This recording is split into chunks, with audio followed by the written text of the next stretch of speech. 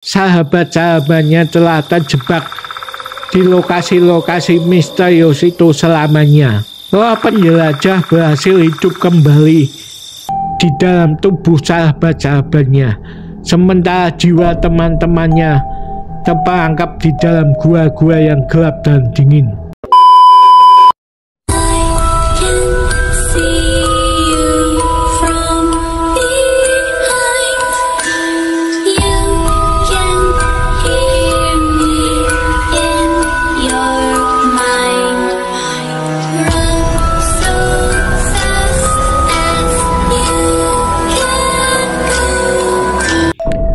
Selamat malam teman-teman, jumpa lagi dengan saya Bang Yos, dan semoga kita semua dalam keadaan selalu sehat ya. Pada malam ini saya ingin membacakan cerita mengenai SWAT misterius. Ada seorang wanita yang bernama Siska selama sebulan penuh menerima SWAT entah dari siapa atau dari mana. Karena merasa penasaran, Siska kemudian memutuskan untuk membuka SWAT misterius yang ia terima pada hari ke-25. Dalam SWAT itu, Siska tak menemukan apapun kecuali sebuah titik koordinat yang menunjukkan suatu lokasi entah di mana. Merasa penasaran, Siska pun membuka SWAT misterius yang ia terima esoknya dan esoknya lagi. Dan isinya adalah sama, sebuah informasi titik koordinat untuk lokasi yang berbeda-beda teman-teman. Malam itu, Siska duduk sendirian di kamarnya yang redup. Ruangan itu dipenuhi oleh keheningan yang mencekam setelah misteri yang dialaminya sebulan terakhir.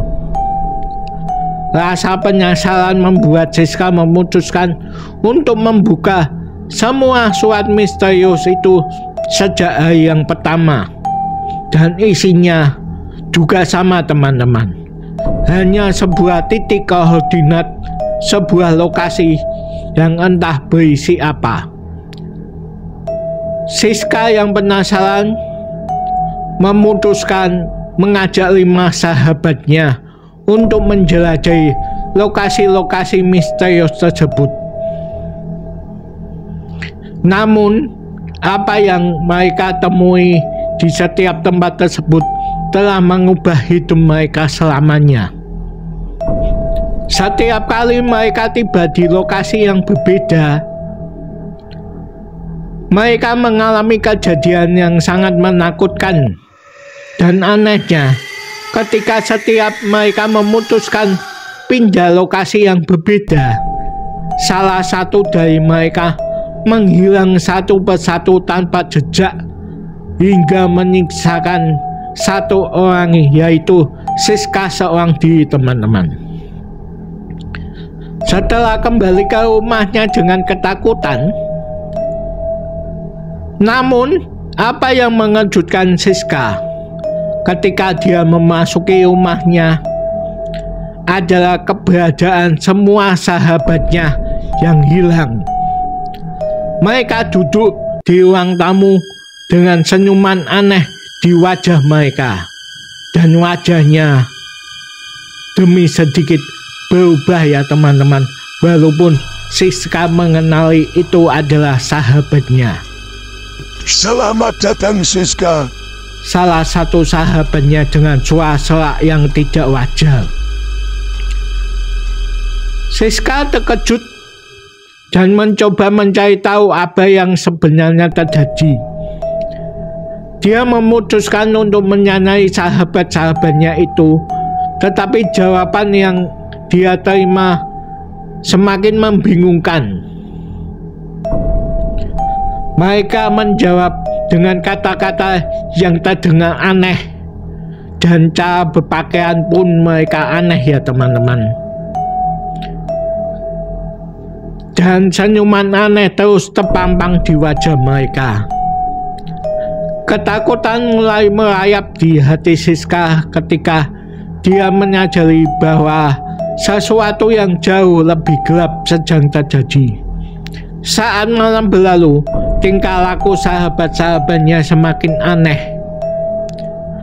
Mereka bergerak seperti boneka, tanpa ekspresi, dan selalu tersenyum pada Siska, dan suasana terasa semakin mencekam. Setiap kali Siska mencoba untuk keluar dari rumahnya, sahabat-sahabatnya itu menghalanginya, teman-teman. Mereka berdiri di depan pintu dengan mata kosong dan senyuman yang tidak wajar. Siska merasa seperti terperangkap dalam mimpi buruk yang tak berujung. Seiring waktu berlalu, Siska merasa semakin terisolasi. Setiap upaya untuk mencari bantuan atau menjelaskan situasi ini kepada orang lain selalu gagal. Tidak ada yang percaya padanya, dan orang-orang di sekitarnya tampaknya tidak melihat keanehan apapun dalam tingkah laku sahabat-sahabatnya. Yang jelas ini, teman-teman, walaupun Siska mengetahui perubahan pada teman-temannya, perubahan cara berpakaian, dan wajahnya sedikit berubah, wajahnya teman-temannya berubah menjadi buruk rupa atau menyeramkan, tapi di hadapan orang-orang sekitarnya, tetangganya Siska ini, dia melihat teman-temannya Siska ini normal ya, teman-teman, seperti manusia normal ya, tidak ada perubahan. Tentunya Siska di sini mencoba menghubungi tetangganya itu melalui telepon ya, teman-teman, karena Siska kan tidak dapat keluar rumah, selalu dihalang-halangi oleh teman-temannya itu ya. Malam demi malam Siska terus dihantui oleh senyuman aneh dan mata kosong sahabat-sahabatnya tersebut. Ketakutan dan keputusasaan merajalela di dalam dirinya. Apa yang terjadi pada mereka dan apa sebenarnya maksud dari titik koordinat misterius itu? Siska pun terjebak dalam labirin kegelapan yang tak berujung. Mencari jawaban yang sebenarnya tak pernah akan dia temukan. Dan di balik senyum-senyum aneh sahabat-sahabatnya, tersembunyi misteri yang masih terus mengintai, menunggu waktu untuk terungkap. Setelah berhari-hari terperangkap di dalam rumah yang penuh dengan senyuman aneh dan mata kosong, Siska akhirnya menemukan kesempatan untuk menyelinap keluar lewat jendela, tentunya ya, teman-teman. Hatinya berdebar kencang, namun tekadnya untuk mengungkap kebenaran membuatnya terus maju. Begitu keluar dari rumah, Siska merasa seperti mendapatkan napas segar untuk pertama kalinya setelah sekian lama terperangkap di rumahnya sendiri. Namun, ketika Siska melihat peta dengan titik koordinat misterius itu yang membentuk pola menyeramkan, teman-teman, rasa penyesalan kembali memenuhi dirinya. Dia memutuskan untuk kembali menjelajahi lokasi-lokasi misterius tersebut. Setiap tempat yang dia kunjungi memberikan pengalaman yang lebih menakutkan daripada sebelumnya.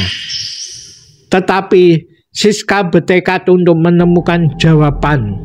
Akhirnya Siska menemukan sebuah gua ya, teman-teman.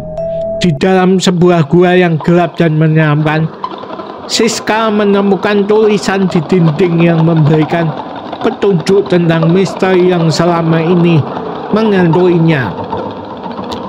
Tulisan tersebut mengungkapkan bahwa 5 sahabatnya telah bertukar jiwa dengan roh penjelajah dari ratusan tahun yang silam, yang jahat tentunya ya, teman-teman. roh penjelajah itu haus akan kehidupan manusia dan ingin kembali hidup di tubuh manusia. Siska merasa ngeri saat menyadari bahwa sahabat-sahabatnya telah menjadi korban dari keinginan gelap roh penjelajah tersebut. Siska merasa bersalah karena telah membawa sahabatnya ke lokasi-lokasi misterius itu. Ternyata setiap kali mereka pindah dari lokasi ke lokasi lainnya, pertukaran jiwa semakin menguat dan tak terelakkan teman-teman.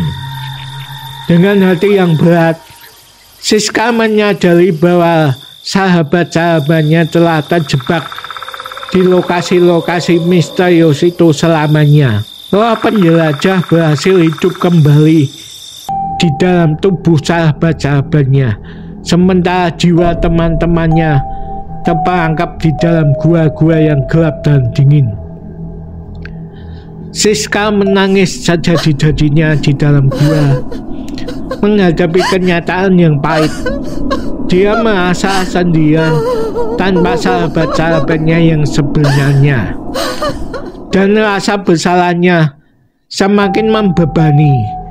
Namun, Siska tahu bahwa dia harus melanjutkan hidupnya meskipun bayang-bayang misterius dan rasa kehilangan selalu menyertainya. Misteri titik koordinat mengerikan itu akhirnya terkuak. Namun, biaya yang harus dibayar sangat besar bagi Siska dan sahabat-sahabatnya yang tidak bisa kembali lagi dan tidak bisa berkumpul dengan Siska dan tidak bisa berkumpul dengan keluarga-keluarganya ya teman-teman. Baiklah teman-teman, sekian dulu pembacaan cerita horor misteri malam ini ya. Semoga cerita yang saya buat, saya sampaikan dan saya bacakan ini bisa menjadi referensi atau ide bagi teman-teman sekalian pembuat film ya, atau animasi, atau untuk penulisan buku novel juga bisa ya teman-teman, nanti dikembangkan sendiri. Ini saya hanya menceritakan, membuat cerita utamanya saja ya, dan ide saja ya teman-teman. Sampai jumpa di video selanjutnya besok malam. Terima kasih teman-teman yang sudah menonton, dan selamat beristirahat dan selamat malam.